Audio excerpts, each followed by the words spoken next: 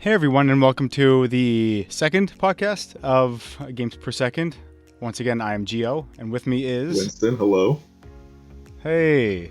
So, this podcast is going to be very different from the last one. The last one was more of a discussion on the Indie World presentation. This one is going to be a lot more like our future podcasts. Yeah, hopefully. It looks like. Hopefully. Hopefully. You want to get us started? Yeah, okay, so I figured we might as well introduce ourselves. We didn't really do that in the last discussion. We did not. So we should say like who we are and why we're doing this and like what our background is, I guess. If you would like, I could start. Yeah, please.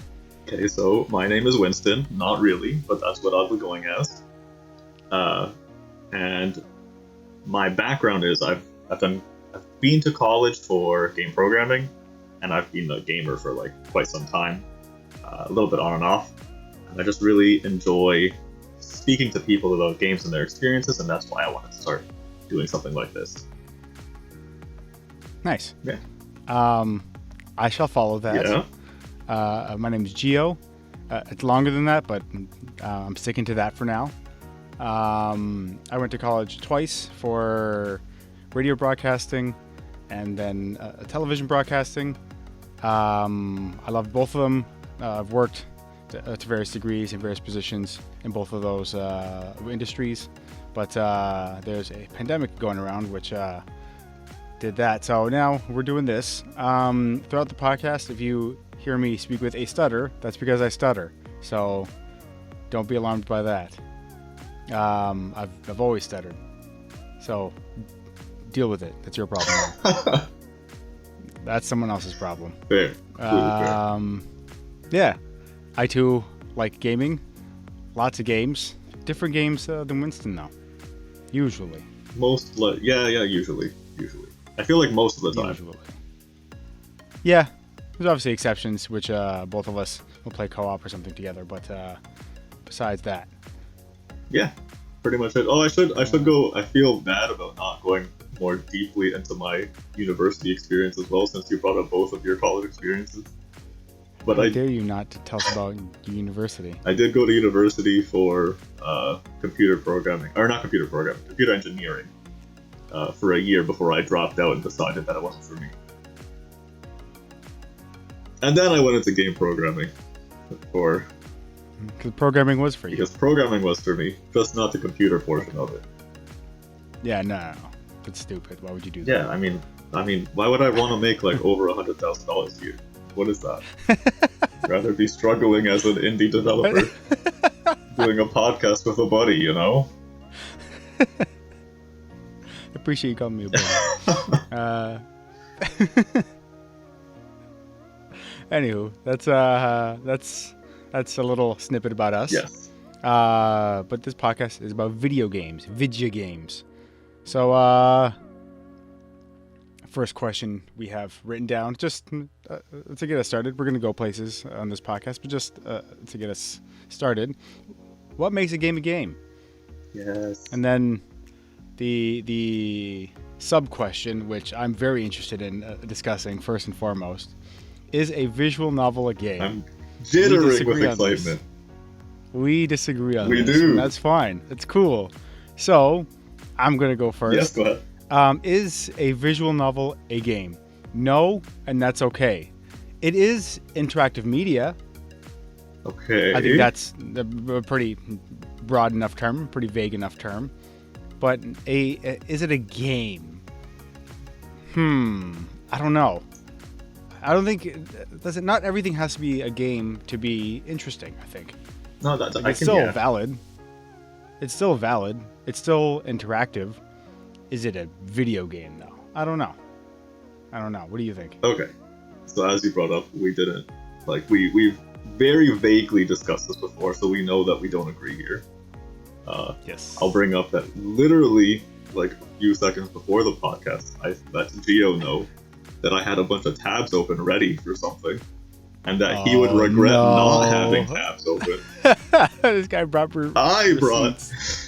I'm prepared for this discussion.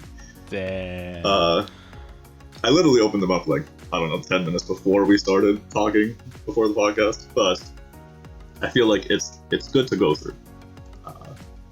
I will say I'm not going to try to convince you otherwise, or the audience otherwise. I just want to give my point out there, and if you agree, you agree. If you don't, you don't. At the end of this, if we both still are firm in our own like definitions of what it is, then it's fine. Yeah, no harm, no foul. Just two dudes discussing. Yeah, I mean, it doesn't matter if you're wrong. Wow. It's okay if you're wrong. You can be stupid. It's fine. So, for to like start this off here, I do have the dictionary definition of a video game, right? Oh no. And I will preface this that like, based on this definition, I'm right, but that's like not why I'm bringing it up. It's like it's more because like opinions and stuff like that are more nuanced than just a definition of a dictionary, right? Oh, of course. But in case I end up not making a good point, I can always fall back on the fact that in technical terms, I am correct here. Okay. So the definition of a video game is a game played by electronically manipulating images produced by a computer program on a television screen or other display screen. That's like a visual novel is a video game by definition. Yeah, because you are manipulating. Yeah. What's happening on screen. Yeah. So I just wanted to point that out. Just saying. I guess. I also, and this is where like my more nuanced version of this is, because I don't think just quoting the dictionary is enough of an argument.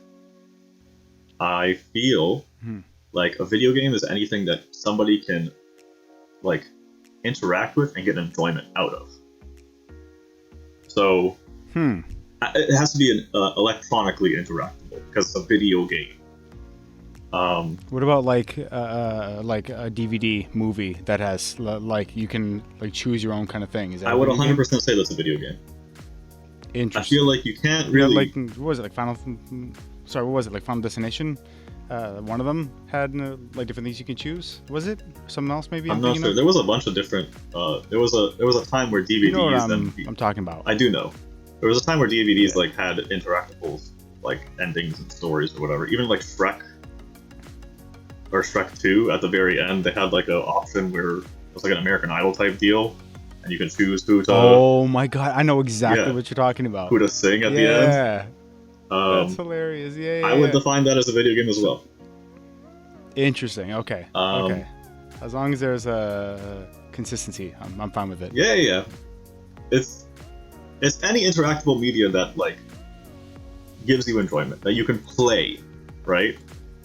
Because really, a visual novel is not too far off from a lot of like what the first video games were, which is just text-based adventures, right? Yeah. Again, that is something that can be argued like with. Some people will say that the first video game was like Pong or whatever, right? Because it's different than just text. Yeah. I'm kind of closer to that wavelength then. I think I was going to mention Pong. Excuse me. You're choking up on your on you being wrong. Is that it? Yeah. Choking up on my Starbucks. Please pay us. Yeah. I was gonna mention Pong because, I mean, text-based stuff. I mean, yes, you are interacting with it, but like, I don't know. It just doesn't feel like a video game. I guess it is. Like, what was that? Gosh, there's a series that the Game Grumps did. That was mind you, there's a few now, but like the Ace Attorney, whatever Phoenix Wright. What's that? Isn't that like a text only?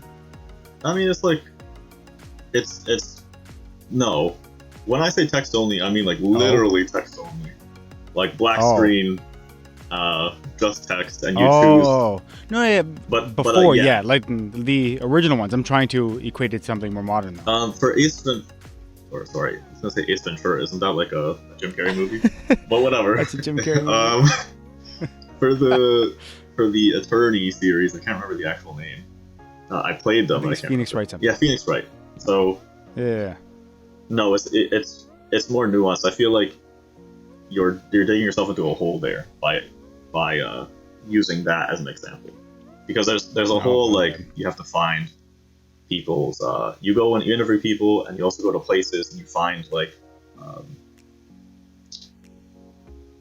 clues, I guess, like that show you like which way to go during the actual like judging, and there's more game there than you realize. That's fair. And I wouldn't want you to steer you down a road that would make you wrong. That would be very unkind of me. Are. I mean, again, by that definition, obviously, yes, you are correct. So it's not. So again, is a visual novel a game? Actually, goes back to the first question: what makes a game a game? Mm-hmm. That's what the crux of this conversation is about, and that's what the crux of even is a visual novel a game. It just depends on how you define a video game. Exactly. If you define it by the original ones, like the text-based ones, then obviously yes.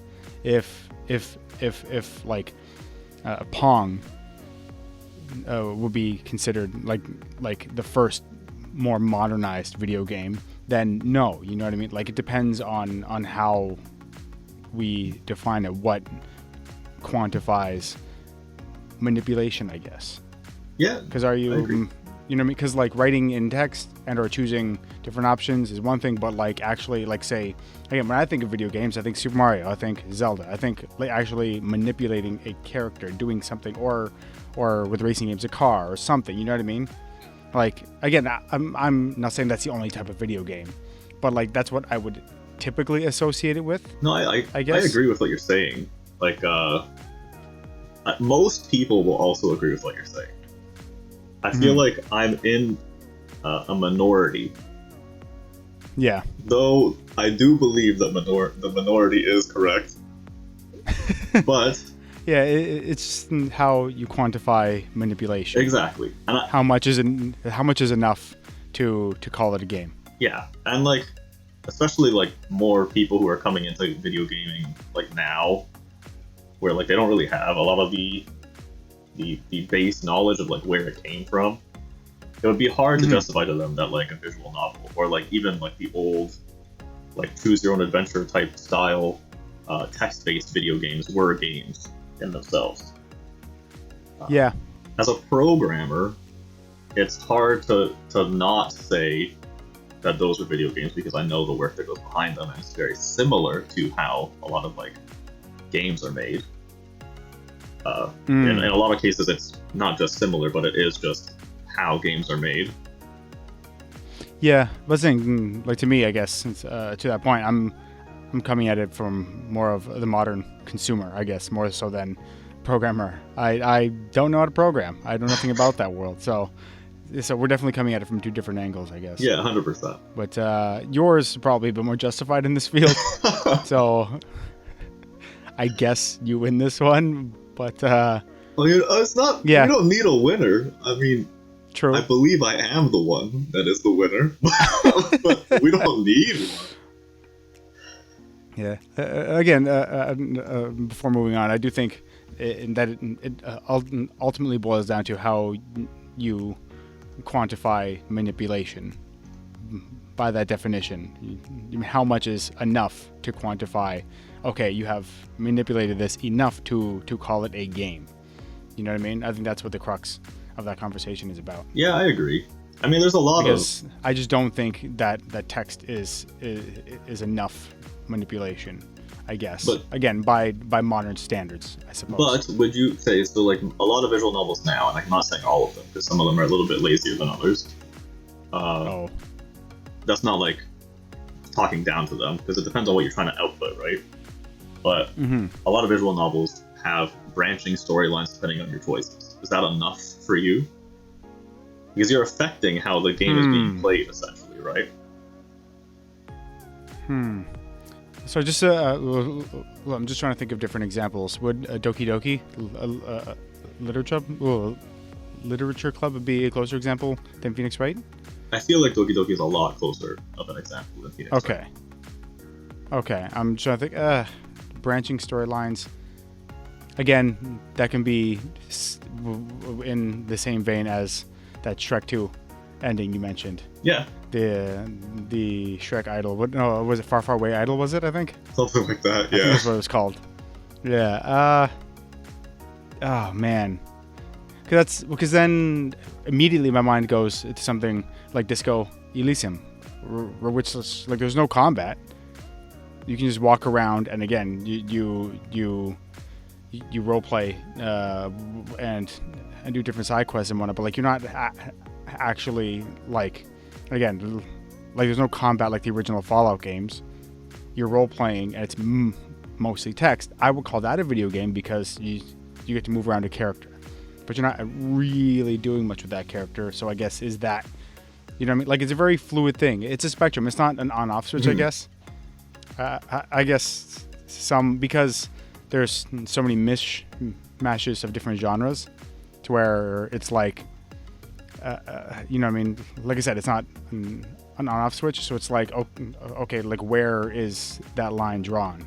Yeah, I don't know. I understand where you're coming from, and I'm not saying you're wrong because I do, like how I said from the very beginning. I know I'm keep going back to like the fact that I'm winning or whatever, but like it's more of a joke than anything because I understand that really video games and like how you view them, it depends on how you feel, like personally about, like of course, like when you're playing something. With any medium. Yeah, with any exactly. medium. Like, would you call an instructional video that's like an hour long a movie? Like, I mean, technically it could be classified as a movie potentially, but like, would you say that it's a movie? Probably not. Yeah. And that's like going against my own, like, that's what I'm trying to say is that the dictionary definition doesn't really mean anything in the context of like actual human beings. Yeah, it is inevitably subjective, I guess. But would you consider a board game that has been made electronic, so like Monopoly turned into a video game, would you say that that's a video game? Well, it is on. There is a Monopoly video. Yes, game. I know. That's what I'm saying. I mean, yeah, because that's a game. That's a game. Yes, it is a game. Well, that's the thing, because Monopoly, like just the regular board game, is still a game. And there's more, I guess, there's more that you can manipulate than a visual novel. It's just turning that into a digital format. Okay, understood. If that makes any sense. No, it makes, you know what I mean? Sense. It makes sense. I'm asking these questions. Like it's a board game.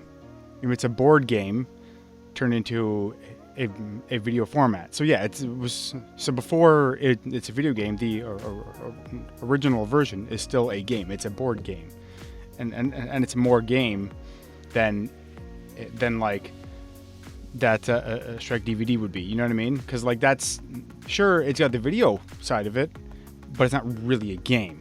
Whereas a board game is already a game, a board game, and then turning that into video format. Well, yeah, then of course I would call that more of a video game, since it's already a game before it's been converted formats.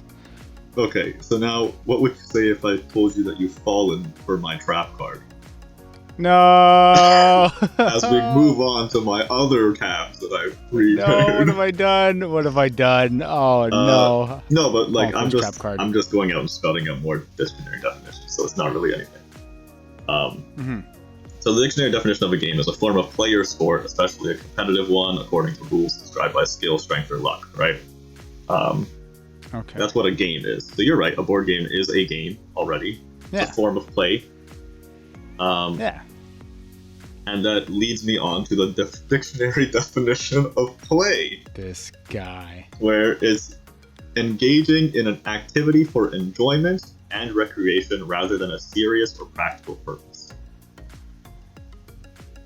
Ooh. So, play visual novels is anything. Do check that off. Yeah, it's anything that is Yeah. enjoyable and you're doing for recreation. So that even means like reading those old books that were like Choose Your Own Adventure books. It's a form of play because you're doing it for enjoyment and it's a recreational activity. I definitely fell for your trap card there. Yeah, I mean that's why I set it up, dude. Oh man, I should have said no. No, but I agree with what you were saying. Like, it's also still different. Like, putting a board game onto a screen is still different than putting text-based things onto a screen. There is more interactivity. Because even you mentioned the game definition. Competitive. Monopoly is a bit too competitive sometimes. Visual novels aren't quite that. But then that's the thing. At that point, you could also bring up like single-player campaigns, and that's not really competitive. Yeah, you're not competing against much. And I do want to bring up like that. It says especially a competitive one. Doesn't say that it has to be competitive. Okay. That's fair. Yeah. Those are just my prepared tabs to bring you down to my level of rightness that I believe, you know.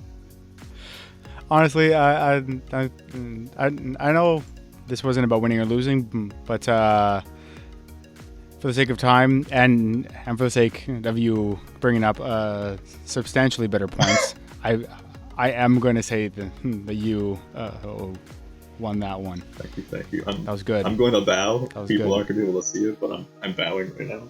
He's bowing. Trust me, he's bowing. Thank you very much. Yeah. I will say that you brought up good points, and anyone who disagrees with me is not entirely wrong. It's just, it's like we said before, it's entirely subjective. Yeah. Again, most media is, which is what makes it fun. Yep. Any media is subjective. Music, TV, film, anything. Absolutely. But moving forward, what are we currently playing? What are you currently playing? Currently is a very interesting word, currently. Very loose. The last thing you legitimately put time into. I've been relatively busy with a lot of stuff. There's a lot of stuff going on, obviously, with the world and everything else. I don't know what you're talking about. What? But there's nothing going on. No, of course.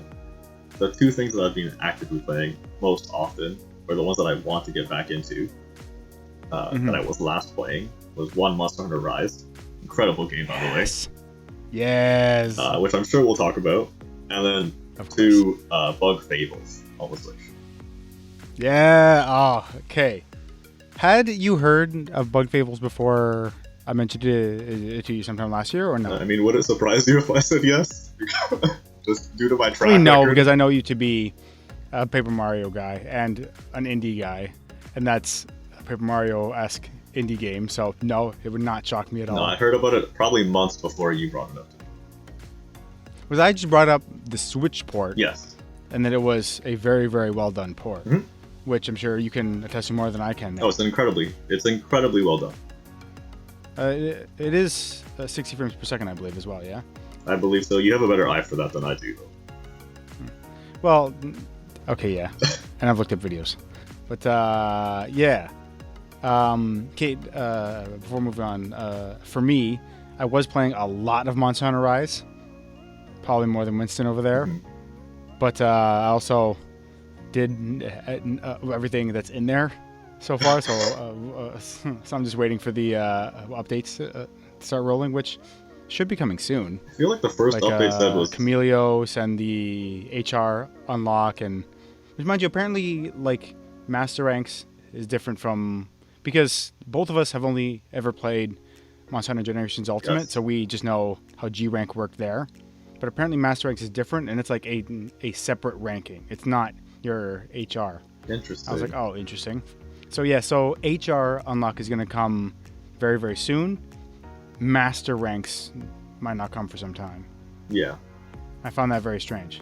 I mean, it's just that's just me. As someone who programs, I don't find like a lot of the stuff that they do strange. Like these things take time. They did release an unfinished game, though that got more of a bad rap because a lot of like companies were actually putting out unfinished games that were like very unfinished. Whereas like Monster Hunter Rise, you get a full game experience, but you know that it's not like exactly entirely done. Yeah. Well, mind you, apparently the Master Ranks thing is exactly how it worked in World. It's just neither of us played World. Yes, but I'm also talking about like the single player stuff. Like they haven't finished their storyline. Like it even says at the end of the game. Yeah. The end of the game. I'm doing quotes for everybody. Quote unquote. Yeah. That like there's still more to come. But it's an incredibly good game. And I've put already a lot. Oh, 100%. I've put like let's not. Yeah. 30 to 40 hours in just. Joke's on you. Okay, I'm not comparing myself to you. I've got 100 hours and counting. Because I've really only played the story, like the single player stuff, and then I played one day with you and one of our other friends, right? Yes. I played online with a bunch of other buddies as well, yes. In addition to you guys. So I'm like well behind in like the online version of gotta catch up. Monster hunting. There's some great stuff near the end there. Oh, I know. But I was also going to mention though that one game I've been playing more of recently that I've had for some time, and like I keep going back to it every now and then, but like never really got into as much as other people, like even yourself, is a Smash Bros. Ultimate. Hey. I've been starting to get into that a bit more. I've got the game. I've got both DLC packs. I just didn't really play it that much. But then I was talking to some of my other buddies that I played a lot of online Monster Hunter Rise with, and they were like, "Oh yeah, we also play Smash Ultimate." I was like, "Oh, online?" Because I find that too hard. And they're like, "Oh no way." I was like, "Oh, so like classic mode?" And they're like, "Oh no, not that either." I was like, "What do you do?" They're like, "We just like go in single player and just play." Yeah, exactly. Yeah. Just go smash, and then you set how many CPUs you want. I was like, "Oh, like isn't there more for like multiplayer or more for like local multiplayer and whatnot?" They're like, "Yeah, but like, and classic mode is kind of weird." And like online can be a hit and miss. So like I just want to play Smash. I was like, oh, okay. So I started doing that, and I love it. It's great. So it's great. As a big Smash head who has every iteration of Smash from 64 onwards, that's just kind of how you played. Like online wasn't a thing when 64 was around, right? If you want to play Smash, you just put a bunch of computers up and you played Smash. That's like the origins of multiplayer or single player Smash. There were other options, but they were like you're saying, they're less casual. They were more weird. Like yes. So that's like the only way that you can play like legitimate, just like Smash on your own at the time. So I'm glad that you've decided to like jump onto that. I feel like that's a good way to start and just enjoy yourself without any pressure. Yeah. I beat a level 9 CPU yesterday, which I was happy about. Again, congratulations. I know there's some dedicated fans out there, but like, oh, I did that when I was 7, and I've got this global ranking. I'm proud of you. I'm really, really proud. That's also just not me. That's not my playstyle. So I was proud of that as someone who does not regularly play Smash at all. Yeah, I was happy about that. Main Samus, my girl. Samus is great. My home girl. Zero Suit Samus? I'm assuming you're talking like actual Samus. Oh yeah, I don't think I've ever played Zero Suit. I've tried out Dark Samus, which is just an Echo Fighter, but the movement's kind of weird. Yeah. Since she's kind of floaty. A lot of floatier. Yeah. So yeah, his regular Samus. Honestly, like just charging up the charge beam. Something that you could do in the 64 version. I don't know, something so satisfying about like someone like who got pushed off the edge, up smashed their way to getting back on like the edge, just hops up and then you just blast it at them and they just go flying. Something so satisfying about getting a kill off of that. 100%. But I also turned off jumping while pressing up. Yes. Because that was annoying. That was so Very annoying. I learned that. A friend of mine told me that. I was like, oh yeah. So now like up specials, is it, or up smashes, whatever it is, the two different ones. Those are a lot easier to execute on the ground now, which is great. So yeah, I've been learning. Oh, I'm glad to hear it, and I'm glad. I agree with like the whole Samus thing, where like the charging up a beam, it just feels really good to like just charge it up, hit somebody with it. So one of my favorite things to do in 64 when I used to play that more often. I was a Fox main in 64. So I feel like I remember that. most people who like played somewhat competitively were. He was a little bit broken, but I didn't play any competitive Smash. Just putting it up there. Anyways, I would go against level 9, 3 level 9 Samuses at the same time on Fox's stage. Can't remember the actual name, but a starship, whatever it is. Oh yeah, it's the Sideways starship that got like a new moving background in Melee that they've rolled with ever since, right? But the Melee version is too small in my eyes. But anyways, interesting. Okay. I would run all the way to one side, and the AI in the 64 version was not like the smartest.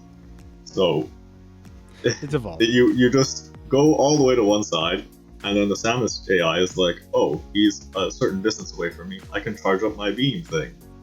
So they just all three of them just charge up full way, and then they walk a little bit, and they're like, oh, there's the most optimal thing to do right now is to just shoot my big ball of energy. Yeah. And as Fox, you can reflect it. So they would shoot it, you reflect it, they go back, and they all die. And it was one of I did it all the time, and there was barely any like real fighting going on, but I just found it hilarious. And yeah, I loved it, man. Oh, one of my favorite things to do. Well, I was saying Fox has that. King K now has that belly deflect thing, which is awfully satisfying as well, especially on like melee attacks. Like someone like I don't know, like if Donkey Kong winds up a punch and you just deflect it. I don't know. I've seen a video game donkey do some funny stuff with a King K. It's pretty great. It's pretty fantastic. Smash is such a fun game. I'm glad you're getting more into it. You're getting enjoyment out of it in a way that you actually find enjoyment from. Yeah, I'm still pretty sure that like if you, me, and a few of our other friends got together, that like I'd still be out first. But for what it's worth, I'm enjoying it. The single player a lot more. That's all that matters. All that matters. It actually gets really good. That like transitions really well into the next question that we have here, because yes, it does. It was more of a frustrating experience for you to play Smash before, in a way that that wasn't like in line with how you play games, right? Yeah, definitely. So we have here like, what's the difference between a hard game and a frustrating one? Like how hard is too hard, and is too hard even possible? I mean, regardless of how hard a video game is, there will always be an audience, even a niche one for it. Again, I watch a lot of Donkey. Watch his video on Neo 2. I mean, like, compare his videos from Neo 2 to Sekiro. Are two very hard games. One, Sekiro, is hard, but like, it's Sekiro. Something so good about it. Whereas like Neo 2, I'm pretty sure is just for masochists. like it's insane. It's ridiculous. So like I think, again, comparing those two games, I think there is, as similar as they can look at surface level, one is challenging, very challenging. Mm-hmm. The other is ridiculous. I mean, Neo 2, but again, most people have probably played Sekiro and would probably swear by Sekiro more because I don't even think it's more accessible. It's just Neo 2 seems to be punishment for the sake of punishment. Yeah. You know what I mean? Like, and to me, that's a bit too far. But again, if there's an audience for it, then sure, go for it. I'm fine with that. Yeah, like, I agree that, like, I don't think, too hard is possible for a video game. I feel like there's always, like, someone to play that will get enjoyment out of it. Yeah, definitely. And it also, like, poses a challenge. Like, this is something that we can get into a little bit more later. But, like, we also play games differently as well. But I always found something that is incredibly challenging is still fun for me, right? Like, the challenge is a fun thing for me. Just knowing that the challenge is there. So even if, like, there's a lot of really bad, like, not bad, but really badly balanced games that were made on, like, the NES and, like, earlier arcade games. Oh, man. Yup. But I still find those incredibly fun, because even though I'm dying and, like, have to do the things over and over again, seeing the progress and, like, just having that challenge there is enough for me to have a good time, which is why I don't believe that too hard is possible. With that in mind, I want to skip a couple topics, which we'll go back to, and because with How Hard is Too Hard, the progress thing you just mentioned, I've got a lot to say about Dark Souls. Yeah. Go for it. A lot to say about Dark Souls, because I'm the opposite typically, in which like somewhat of a challenge is fine, but like past a certain point, like if I find myself getting more frustrated than fun out of a game, like why am I here? What am I doing? But certain games like Fast RMX on Switch, that game is hard, and I loved every second of it. I don't know why. Something about that game, which, by the way, if you don't have that game, but you are a fan of, like, F-Zero, go buy it. It's a great game. It runs beautifully on Switch, too. But specifically with progress, I think that's the difference between me being able to beat Dark Souls, which I did last year, and me never ever being able to beat an NES game. Because NES games boot you back to the beginning. Yes. If you don't remember a certain password, tough luck. Dark Souls, as tough as it can be, especially for a first-time player like I was last year, you're always, not only are you always learning about a certain boss, but like the moment you beat that boss, there's always like a bonfire on the other side. You know what I mean? There's always, once you've trucked through a very, very difficult portion of Lordran, and you survived the spinning wheel dudes and the Black Knight guys. There's for 20 minutes, and you have 20,000 souls that you don't want to lose, for which you don't want to go back, and then suddenly, bam, a bonfire, a beacon of your progress. That is so important in difficult video games, I think, is to not just reward the player, because like even that can get saturated, but again, just like something to signify progress. Because bonfires don't give you anything. They allow you to spend souls instead of wasting them by dying, I guess. But again, just something to signify progress, and to not have to replay the same thing over and over and over again. Right? Because once you beat a boss or a mini boss in Dark Souls, even if you die and you go back to the last bonfire, that boss or that mini boss is gone now. Once you beat him, you beat him. That's it. So I think not being forced to replay things you've already played, and something to signify progress are keys to making difficult games not that frustrating. Yeah, okay, so that's where we'll slightly agree. We'll slightly disagree. Not a big disagreement. I don't think it's the key to making games slightly less frustrating, because that's, again, it's very subjective as to how you play video games. But I do feel like it makes the games more accessible. Yeah, that's true.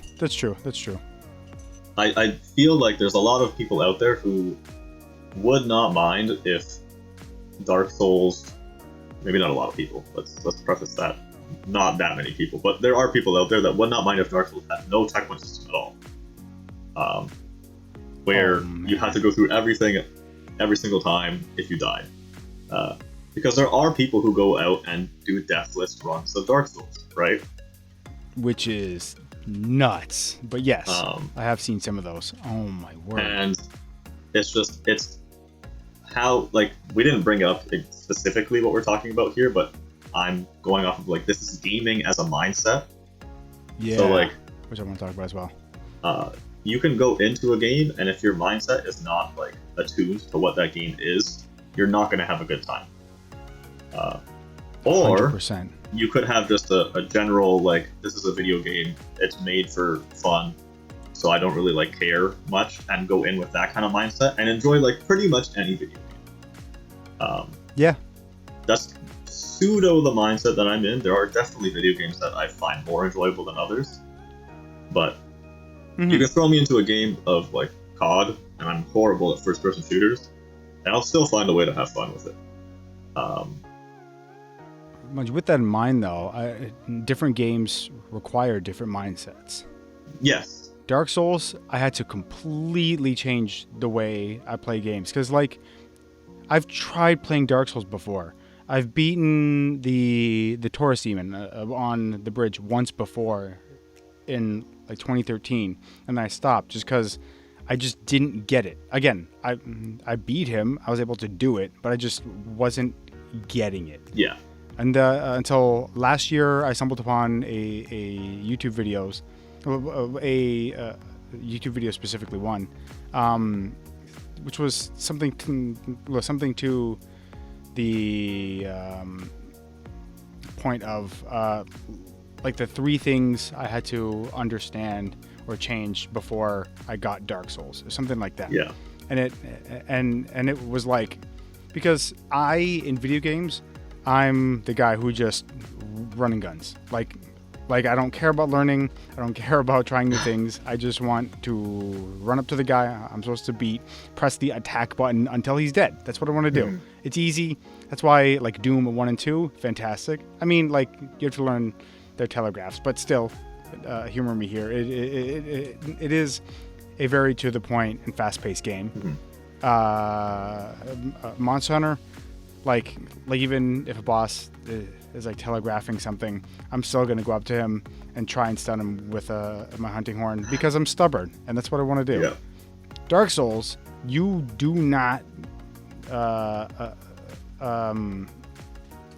do I want to say? You do not dictate the pace of combat ever. No. The enemy does, always. You have to learn. Okay, the Black Knight is going to swing to my right once, my left after that. He's going to do a forward thrust stabbing attack, and then I've got a moment to attack. And so the moment I know that thrust attack is coming, I can dodge roll behind him and get a backstab. Something, I can't exactly remember his moveset, but you get the point. Where it's like, lines, you have to learn. You do not get to dictate when to attack. They dictate when and where you get to attack. And so I think that was a huge shift I had to make. Was like, okay, I can't do my typical run and gun. I can't be ignorant here. I have to learn each and every single enemy, where they are, how their moveset is. If someone's in a tight space, I have to lure them to a space that isn't so tight. Right, so I really, really had to learn that basically. That again, I did not dictate the pace, except the final boss. Just parry cheese him. He's so annoying. But, yeah, that was a huge mindset change. Because again, different games require different mindsets. Yes, I agree. I feel like in order to make progress in a game, there's definitely reasons to have different mindsets, right? Of course. But in the same vein, you can go into the Dark Souls and have the mindset of I just want to run and gun and like be dumb. And if you're okay with like never actually beating the game, then and you're just having a fun time, then that's fine. Yeah, you're not really getting the most out of it, though. I mean, you can't tell someone if they're not getting the most out of it, right? Because it's what they get the most out of. It's how they want to play.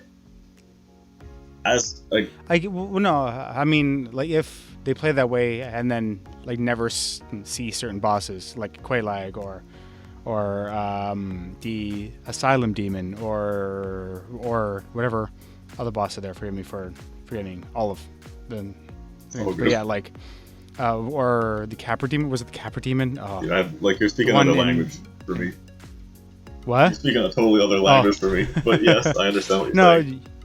You've probably seen footage of all of them. Yeah. But yeah, I mean, yeah, they're playing their way and they're enjoying that, but like they won't get the most out of that game, as in that like they won't get to experience everything that's in the game that way. I agree with what you're saying. I don't think you can brute force your way through a game like that. No, I 100% agree with what you're saying. I want to make it clear that like what you're saying isn't wrong. You're not going to experience the full length of the game. But I don't believe that experiencing the full length of the game means you get the most out of the game. You can hate a game and experience the whole game, right? Interesting distinction. Yeah. You can force yourself through a game and dislike it the whole way through. And like you could say that you got the most out of it, but like did you really? Because you hated it the whole way through. Interesting distinction. Yeah. Whereas like getting halfway through a game, but like you absolutely loved playing it. Yes. Which one was more worth your money, more worth your time? So this is like, it goes with like being technical and like being subjective again, right? Technically, you are right. You're not getting the most out of the game if you don't play through the whole game. But like subjectively, if I've played one level of like Mario and I can never beat it, but I had the most fun of my life, and I know going forward it's just not gonna be any more fun for me, then like I did get the most out of the game for myself, right? Yeah. I view games as it's a medium for enjoyment. If you get the most enjoyment out of it in whatever way you play and however much you play, then you've gotten the most out of the game, in my opinion. Before we move on, I just want to bring up with that in mind, like I beat Ori and the Blind Forest, and I got near the end of Hollow Knight but never beat it. And I love Hollow Knight way more than Ori. Fight me. I don't care who's in the comments besides nobody, because we're still starting a channel, but still, you know what I mean? Like, I had way more fun with Hollow Knight. Way more fun. But I beat Ori. Yeah, and it's a testament to what I'm saying, right? Yeah, that's what I'm saying. Like, that's, yeah. You should play a game the way that you want to play, and how you're going to get the most enjoyment out of it, regardless of what people say to you. There's going to be a bunch of gatekeepers out there that say you're not playing a game right, or you're doing something wrong, like doing things a particular way means that you're not actually playing the game, yada yada. You should not listen to that kind of rhetoric, because really, 100%. as I'm saying, or as I already said, a game is about enjoyment, and if you're not enjoying a game, then like what are you doing? It's just wasted money at that point. Wasted money and time. Yeah.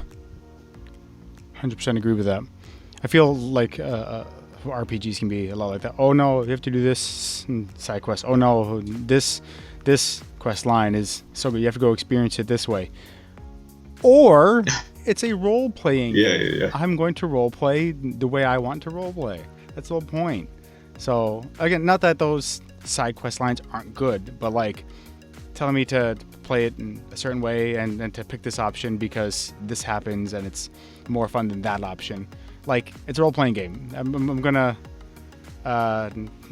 play it the way I want to play it. Like I'm going to role play. Exactly. You know what I mean? Like, so yeah. Speaking of Hollow Knight, though, which I compared to Ori, which again, I've never beaten Hollow Knight. I got to the point where those 4 bosses popped up on your map, and then I beat 2 of them. At least 2 of them. But so I've played a good chunk of that game, and some of the and again, I enjoyed it more than Ori. I mean, both have different, very, very appealing art styles. Mm-hmm. Both are 2D Metroidvanias, platformers. Mm-hmm. Hollow Knight just seemed so much tighter. I don't know why.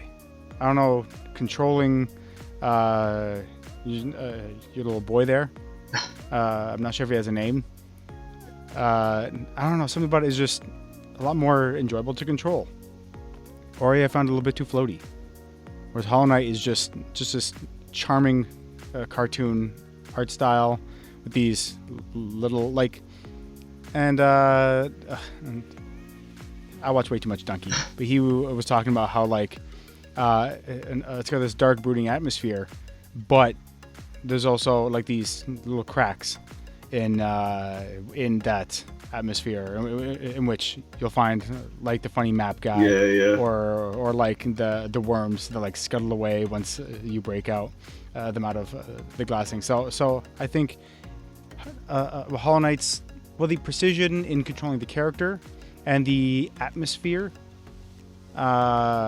were far more enjoyable to me. I'm not saying it's objectively better, but that was way more enjoyable to me. I'm saying it's objectively better. I'm not actually saying that, but but genuinely, I love Hollow Knight, like, from the bottom of my heart. I also have not beaten the game. I got exactly to the point where all the faces pop up on the map and have not moved any further.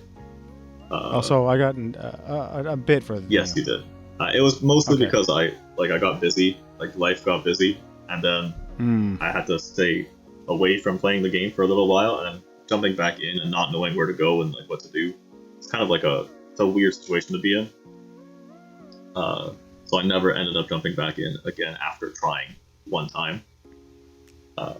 If I do jump back, which I can see myself doing, I'd probably restart the whole game from the beginning. I want to try finishing it before Silk Song comes out, but as for me, it just got a bit too hard. That's fair. It just got a bit too hard. Like, yeah, the difficulty does progress quite a bit. I'd say it scales quite well for a little while, and a lot of people have trouble with this fight that I'm about to mention. Is like this, can't remember the name, but it's the guy that like has telekinesis. He floats around, and like he shoots little orange balls at you and stuff. Yes. He is quite difficult. A lot of people get there and decide that it's not for them. I beat it within 2 or 3 tries, but even then, it was a slightly frustrating experience. Yeah. Still a spectacular game, regardless. Oh my gosh, yeah. For me, I got stuck at the second Hornet fight, which is optional, I believe. I ended up going back. I ended up finally beating it. Like you said, it was just hard, and like having been out of it for so long, like I've forgotten where to go. I've forgotten exactly what I was doing, so I just kind of left it there. But yeah, the second Hornet fight, that gets you some like King's Cross Key, something like that. And then, oh my gosh, I don't exactly remember, but yeah, it gets you some like, I'm pretty sure it was optional, which is why when I bring it up, people are like, what are you talking about? I'm like, the second Hornet fight. I don't remember that fight either. But yeah, well, mind you, you are farther than me, yes. But because again, that was like the last thing I did. Like I did that, I saved at the bench, which isn't too far, I tried going to the next phase, and I was like, I don't know what I'm doing. And so I haven't got back yet. But again, I do want to go back and at least try giving it another shot before Silksong comes out, whenever it comes out. Got announced, 2 years ago? I feel like it's going to come out at some point. Well, I mean, like, that's very vague. Holiday 2021, let's go! E3 2021. I do have a good Come on, feeling Nintendo, about this do it. year, where, like, we'll probably get either an announcement of a release date, like a hard release date, or they'll explain why it's been so long. But yeah, to go back to the point of, like, pitting it against Ori, I've never played Ori myself, but there was something about the game that, like, really, like, while watching gameplay was a little bit off-putting to me. And I'm fairly certain it has to do with the mechanics. It just didn't feel like it would feel as good as Hollow Knight. And if I wanted to play a game in that vein, why not just go back to Hollow Knight, right? So I didn't ever pick it up.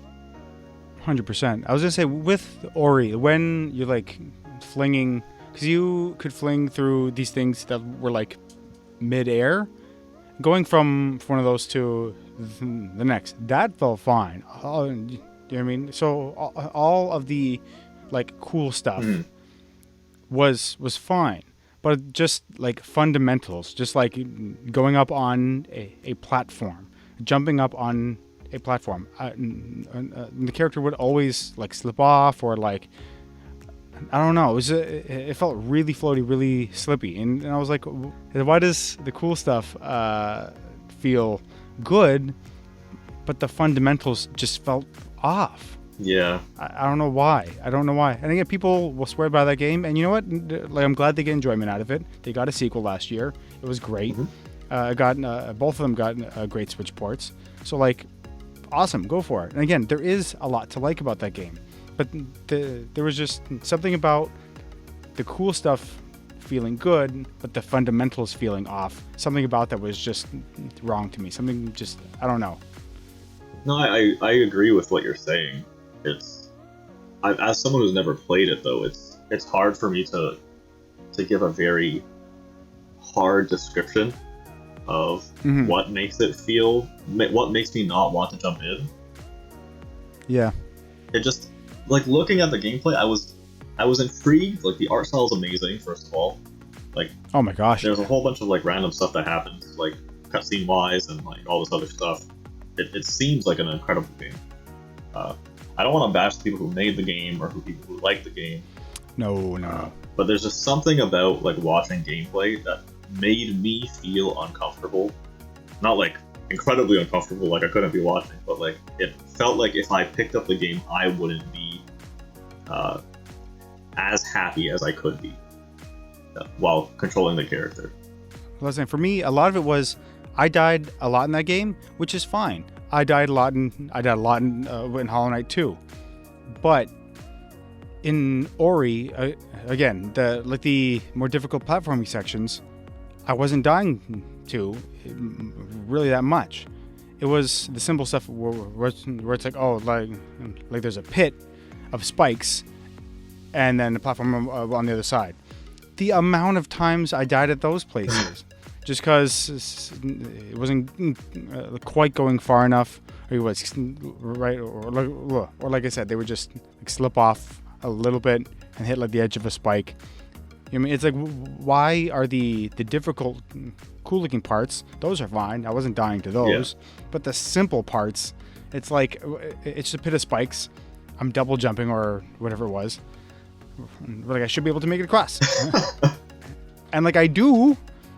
And then I'll hit like the edge of a spike. It's like, but what? I mean, something about that was incredibly frustrating. Well, any game that punishes you for something that you don't feel is your fault, that's always going to be a terrible feeling. It's like what? Like I was right there. Yeah.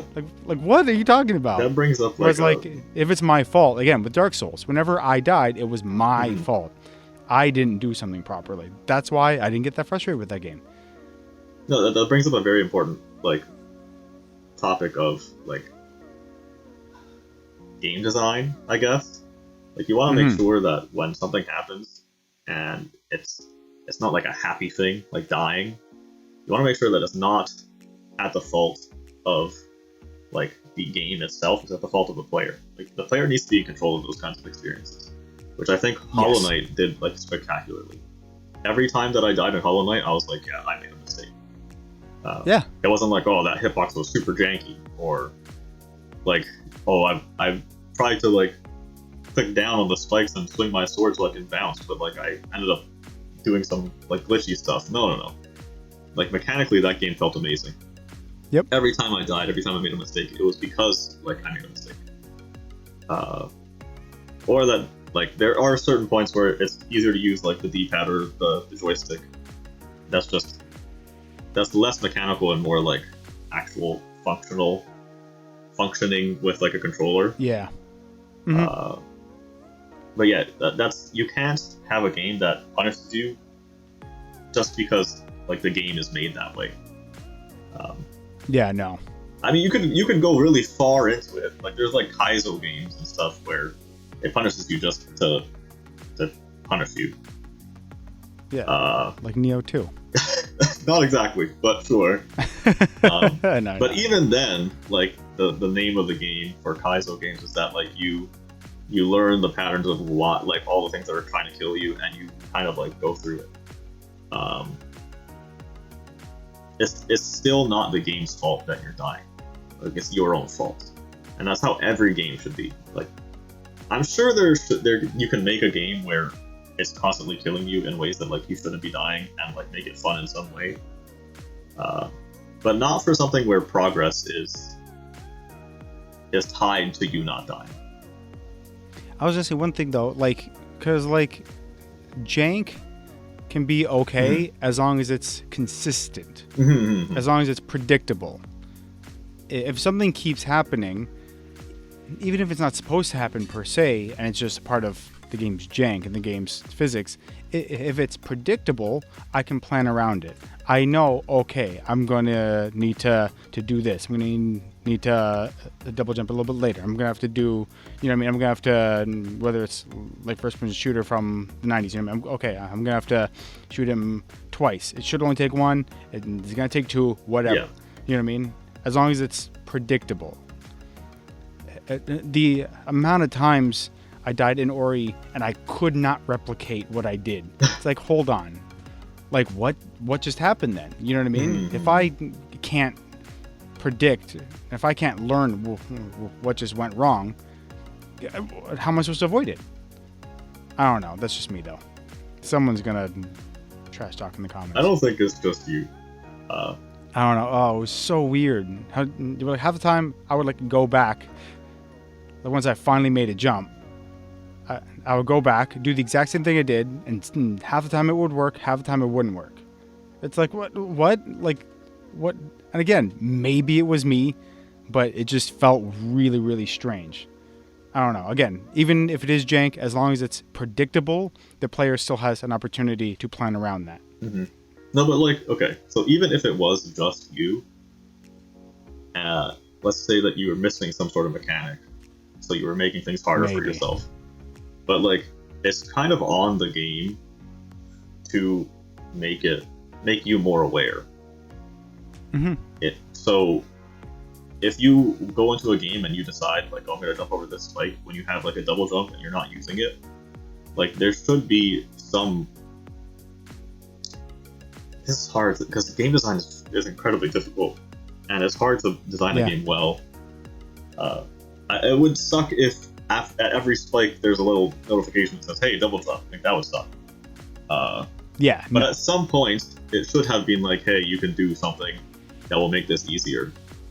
And if that was the case, then it's a little bit on you. You missed whatever that point was, and you ended up just skipping over it.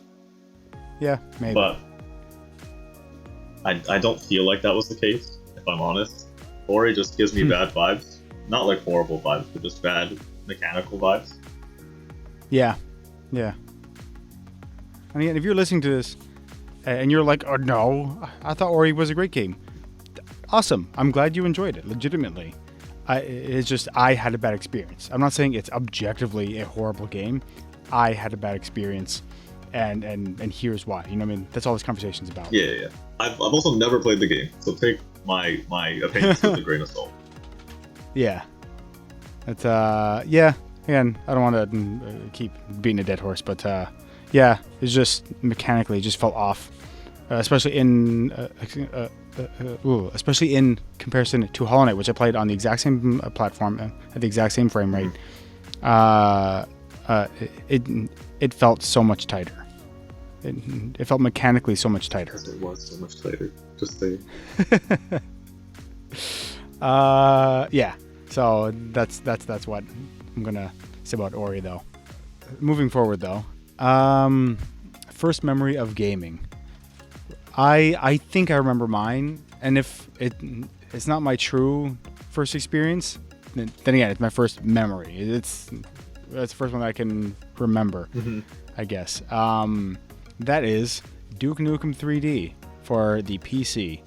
I was a wee lad, a wee little baby, and yeah, I got Duke 3D. It was as video gamey as video games get.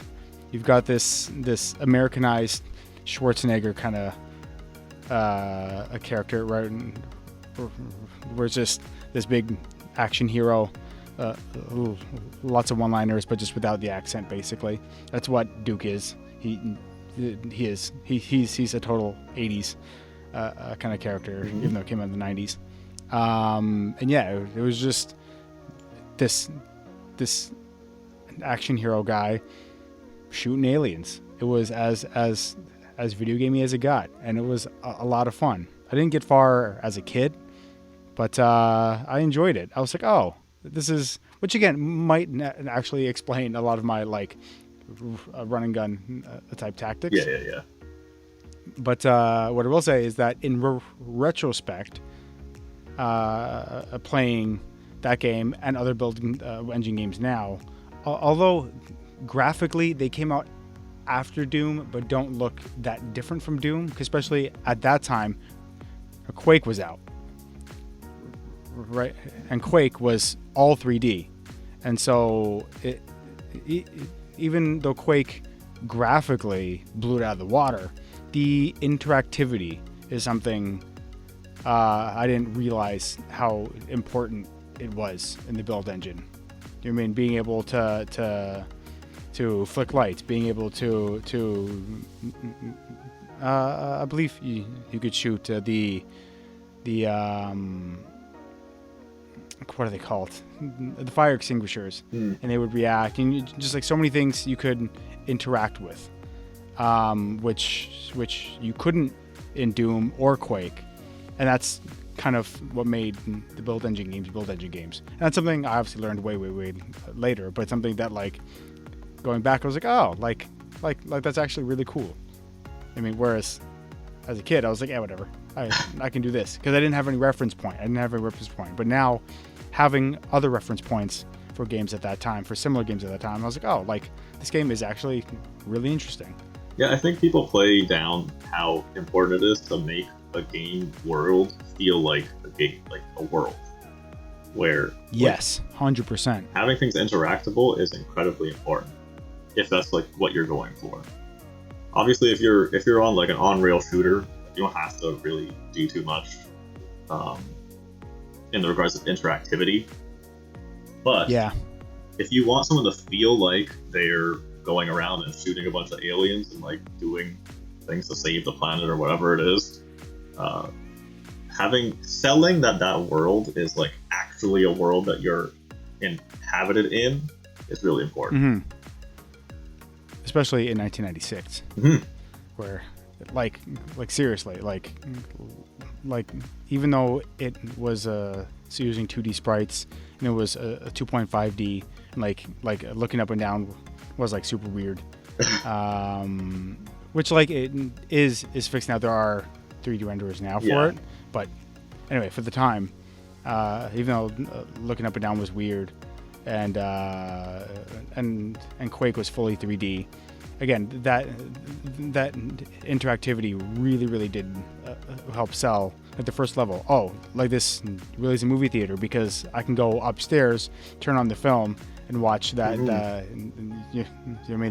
thing actually come up. Like, that was cool. I'm not gonna say what it was because it was Duke Nukem, and may or may not be appropriate for all ears.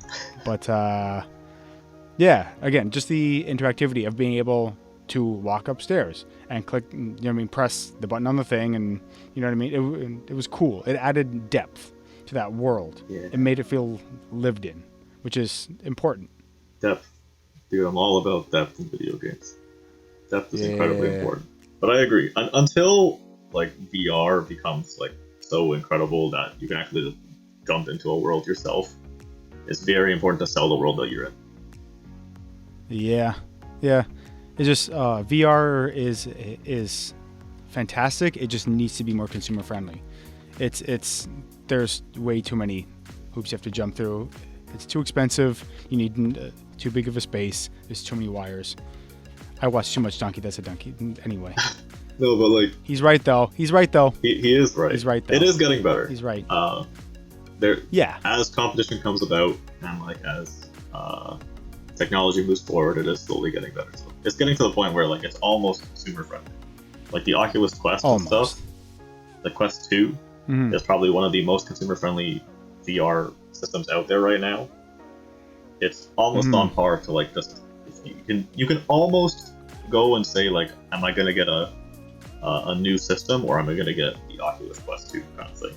If you're really into VR. The only problem, I know the whole Facebook thing. No, not just that, but like the only problem is like, I think especially with like Half-Life Alyx and certain other games, how like they're only playable or like optimally playable on some VR sets. I think, and some games aren't. Some games like exclusive to Oculus Quest now, as well. Yeah, Oculus Quest they're getting gaming exclusivity, so it's one of the first systems to do it.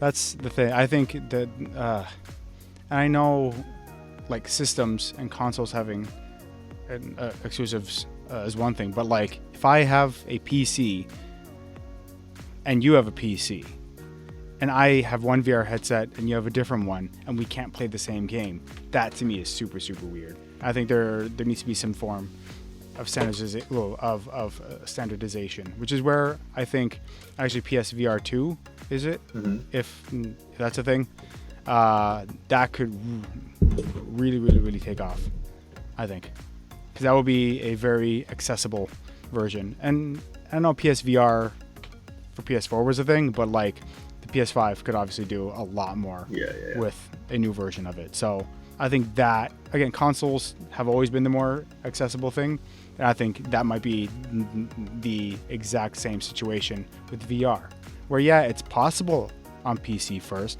but it's more accessible on console first. I think we could see something similar there. I agree with that. I can see that, like, going through consoles is probably one of the easiest ways to access a base, like a fan base, or like gain interest. It's hard to just sell a VR headset. Unless, like, because you have to look into VR and know what VR is to really want to buy a VR headset. Whereas you don't have to look into PlayStation. If they decide, hey, this is an accessory that the PlayStation is compatible with and you can play VR games on the PlayStation 5, like, no one's going to be like, oh, what's a PlayStation? Like, the majority of people know what a PlayStation is. They'll figure it out. Exactly. So, yeah, 100% agree. Yeah. There are some PlayStation exclusives I would love to play in VR.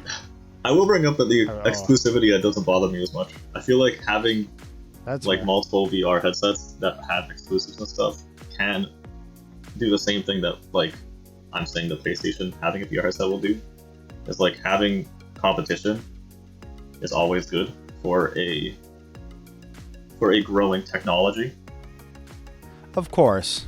of course, but like if we have the same platform and can't play the same game, that to me is weird. Yeah, but what is to say, like, what is the same platform? Technically, all gaming consoles are gaming consoles. It's the same platform. It's only differentiated by the company, right? It's the same thing with, I guess, VR if they end up going that route. Yeah, I guess. It's I don't know. because you're viewing it get as it. an accessory that you can say that. That's what I'm trying to say. Yes. Absolutely. It's an accessory, but yeah, I don't know. It's still weird, I guess. I mean, any new thing, any emerging thing is going to be weird, and that's no different. I think there's still a lot it has to kind of figure out, if not technology-wise, then again, as we were saying, accessibility-wise. Yes. Yeah, it's weird. The end. Agreed. I feel like we can agree about that. It is a weird new thing, and it's gonna have to form its own path. And I just hope that the path it forms is a good one for the consumer. Yeah. I do think it will get there, I do. but again, it was never built overnight, so nothing was ever built overnight, so I don't know. It'll get I've there. built some things overnight, like some IKEA furniture. You know, just saying. yes, the pinnacle of building, IKEA. Yes, of course. We've gone a little bit far away from the topic there, but Yeah. I feel like VR is a good thing to Definitely talk did. about every once in a while. It's no big deal. What was your first gaming experience? My first gaming First experience, memory? or first gaming memory, I do feel like that's a good distinction to make. Yeah. I feel like one of the earliest memories of gaming I have is playing on the NES with like my cousins at the time. We played like Mario Brothers and NBA Jam. What's the one that had like Was it on Super Nintendo? fire? Was in NBA Jam Super Nintendo? Oh yeah, that's what I mean. SNES, not Oh, the yeah. Nintendo Yeah. system. It's NBA Jam. Yeah. It So was like 2v2, right? yes, 2v2. Very good game. Very enjoyable still to this day. Of course. Classic. Yeah, those are my first experience with gaming, and I don't know if it like defined who I am as a gamer as much as like you were saying with like Duke Nukem. I just picked up gaming and I thought it was a fun time, and yeah, that's just kind of how I move forward with it, right? Even now, like I'll pick up any game and be like, okay, this is a fun time. So maybe it did sort of define what it was, because I never really chose what to play. I just played with whatever my older cousin wanted to play. Interesting. And it was like, I can either play with this person and like have a fun time, or not play and, you know, potentially not have a good time, depending on what I'm doing. So, you know, you go in, you play, you have a good time with whatever you're given, and, you know, you make a day of it. Yeah. That's cool. Yeah, so maybe it is it did like pseudo define how I play games now, where I just sort of jump in and play and have a fun time regardless of what I'm playing. That's fair. That's fair. Yeah, I think first impressions. I mean, obviously, like you're going to play many different games than your first game, but like it does. Again, those first impressions. I mean, because it's not about how it influenced you now; it's about how it influenced those early years. Because then, like as a kid, I really did gravitate toward first-person shooters. Right? Why? Because that was like the first video game I played. Again, I don't think Duke Nukem 3D was maybe the most appropriate for my age at the time, but tons of fun. I regret absolutely nothing. I regret nothing. I regret nothing. Yeah. But yeah. Anywho, let's look at some free games on the Epic Games Store. Gladly. Which are free as long as you are okay with DRM. Yes. Which, and everyone's got DRM except basically Good Old Games. Just CD Projekt Red. Well, CD Projekt Red, so you're not running. You can't run. Mm-hmm. Alien Isolation, Hand of Fate 2. I have Alien Isolation. I've never played it because it was like $2 on Steam last year. Mm-hmm. I didn't end up playing it. That also has a very good Switch port, apparently, by the way. I've heard. Hand of Fate 2. Don't know what that is. Not gonna lie to you. I also Nor do I know what what the coming soon one is. Idle Champions of the Forgotten Realms. I don't know what either of those are. Yeah, I mean, this doesn't have to be a deep dive into these games. We don't know it. Hand of Fate 2, I definitely don't know. Yeah, no. Alien Isolation, I've heard of. I've heard it's a good game. I've heard it's a good Switch port. Mm-hmm. So, just like overall, I think it's a good thing to grab. I grab every single thing from the Epic Store. I grab it as well. If I remember. Because you never know. Alien Isolation might be great in like October. Yeah. Really prep yourself. Like really Halloween wet your type pants. game. Get the towel ready. I will say the coming soon game, Idle Champions of Forgotten Realms, I've played. It's like a Oh. it's an app. It's like a phone game kind of thing. Oh. What's it about? Do tell more. It's based off of D&D, first of all. Ooh, Dungeons and I'm Dragons, for intrigued. people who aren't familiar with the acronym. I am intrigued. You just get a bunch of fighters, and it's like a wave-based thing where you put the fighters down, and wave after wave comes, and you level up the fighters as you go. Oh, like a Bloons Tower Defense, whatever? It's like a pseudo... It's almost like a tower defense, and mechanically, but like it's not painted that way. Interesting. I mean, it's free. I'm definitely going to check it out, obviously. Yeah. It was fun. That's cool. It was fun while I played it. I got to a point where I just decided it wasn't worth my time, and I stopped playing it, but that's not to say fair. that I didn't have a fun time while I was playing it, so... True. That's very fair. Okay, we'll move on from here, from the Epic Yeah. Game Store. There's not much else to talk about here. If you want to get those games, go for it. Make an Epic account. Start getting free games every week. Comes out every Thursday, just like this podcast, hopefully. I want to talk about a recommended speedrun to watch. And maybe we can watch it together, because it's not a long one. So earlier on in the week, or maybe like the week before, we put up a review of A Short Hike. Because we made the review of A Short Hike, I want to like kind of highlight the speedrun in case you haven't seen it. I will say that in the review, I say that the number one place for this, like the person who has the number one spot for the speedrun was Ham. It is no longer Ham. Oh. It is now Nold, or Noled, German guy. The speedrun is so tight that the top, like, 5 places are only ahead of each other by literally milliseconds, hundreds of a second. Wow. How long is it? The speedrun is 2 minutes, 33 seconds, and 0.55 milliseconds. Okay, so we just finished watching the speedrun of A Short Hike, 2 minutes, 33 seconds, and I'm not sure how many milliseconds. 0.55. But I will say with that game, the fish in the water are very Animal Crossing, just like the outline. And first of all, getting up that hill with one feather is amazing. And also knowing exactly where to go on his dive down, and just like immediately he's probably like spamming A on the way down, just like end it as soon as possible, I'm assuming. Yeah. But he like beelined it right for that house. That was amazing. Yeah. We should give like a quick description of what went out. So like, yes, it's a short hike. You can look up the actual game. I'm not going to go through the entire game, or you can watch the review that we have up on the channel. Exactly. Essentially, like, the person just runs around, uses a bunch of like weird glitchy type things, but I feel like they're not glitches. They're put into the game on purpose. Where like if you open a chest, it bounces you upwards.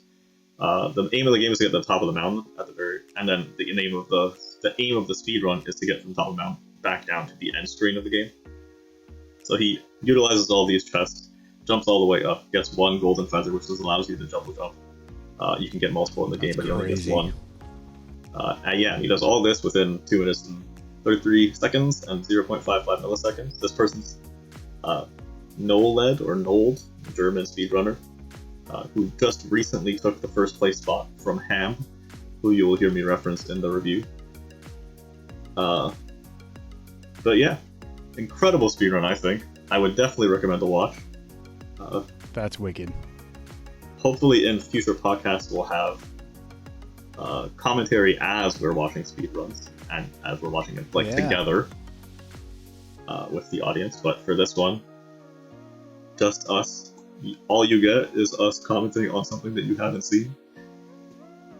So go see it, and then you can come back. Yeah, that's cool. That's nuts. Speedruns are still like a foreign language to me. Like, it's crazy. I love them. They're amazing. Oh my god, yeah, they're wicked. And that leads me to the next thing I would like to recommend, which is a video game song recommendation. I'm about to send a link of mine into our chat here, because it's a song I sent you before. It's from Metroid Prime 2, but it's a remix, I guess, a remake of a song from Super Metroid. Mm-hmm. In Metroid Prime 2, it's it says a subterranean theme. It's used in like the water basin area of Torvus Bogue. Okay. And it's just so haunting and so weird and so ominous. I love it to bits. Do you know who made the composition? I'm going to double check. It should be Kenji Yamamoto, who also did Super Metroid and the entire Metroid Prime trilogy. Alright, I'll definitely give this a listen. On my spare time, I feel like everyone who's listening to the podcast should also give this a listen. Yes, definitely. Again, if you go on YouTube and look up Metroid Prime 2, Torvus Bogue Subterranean Theme, it should come up. I'll try to remember to put a link in the description as well. And in my recommendation is going along with the speedrun and everything else. It's a track from A Short Hike. I know which one it is. It's Beach Buds.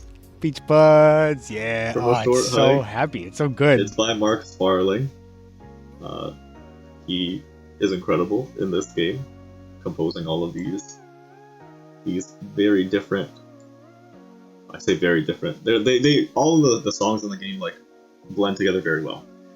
Honestly, if I could recommend this entire like track for A Short Hike, and they all hit incredibly well. But Beach Buds is like the track, the upbeat track. It's the same principle with all of the Metroid and Metroid Prime music. It's from the entire trilogy. So good, so good. Phendrana Drifts from Metroid Prime 1, awesome. The Sunken Frigate in Metroid Prime 1, awesome tune. I haven't beaten 3 yet. Not gonna lie to you, but I will. I've beaten 1 and 2. Yeah. Oh, so many great tracks. Yeah. Obviously the Ridley and subsequently the remix for Meta Ridley, so good, so good. So those are our musical recommendations, video game music, for you guys to go listen to for the next podcast. I don't think we're going to talk about it next podcast. This is just something that we're going to be recommending every podcast. And hopefully you guys enjoy getting to hear some video game music. Yeah, definitely. And so with that all out there, that pretty much does it for this episode of the GamesPerSecond podcast. Any closing thoughts? Closing thoughts? We talked about a lot today. Difficulty in video games, visual novels, Dark Souls and Hollow Knight, and music and speedruns. Yeah, I mean, we have definitely gone through a lot. I feel like if there is one takeaway, It's come prepared for an argument whenever you start a podcast with me. Wow. At me next time. Say it to my face next time. Wow. I mean, you're not wrong, though. You are not wrong. No, I mean, it was supposed to be a healthy discussion. It'd be like that sometimes. It was supposed to be a healthy discussion. It wasn't supposed to be an argument. I just came prepared because I'm a tryhard. I just came prepared for our discussion, which I owned you. Yeah. Which I won, by the way. No. Overall, I had an enjoyable time. I was happy that we could have this talk. I feel like we hit some really good points. Agree. And I look forward to having podcasts going forward. Yeah. My only closing thoughts would be that regardless of what we said about difficult video games and Dark Souls and Hollow Knight and Ori, enjoy games the way you want to enjoy them. Mm-hmm. Like, again, they're there for enjoyment. Like, if you liked Ori more than Hollow Knight, awesome. If you play Dark Souls differently and you're like, yeah, you can dictate a pace of combat. If you're a pyromancer and you do this and that, awesome. And I'm glad you got enjoyment out of it as well. Mm-hmm. So play the way you want to play. They're video games. Have fun. Yeah. But that's about it, though. With all of that said, we shall see you in the next episode. Bye. See ya.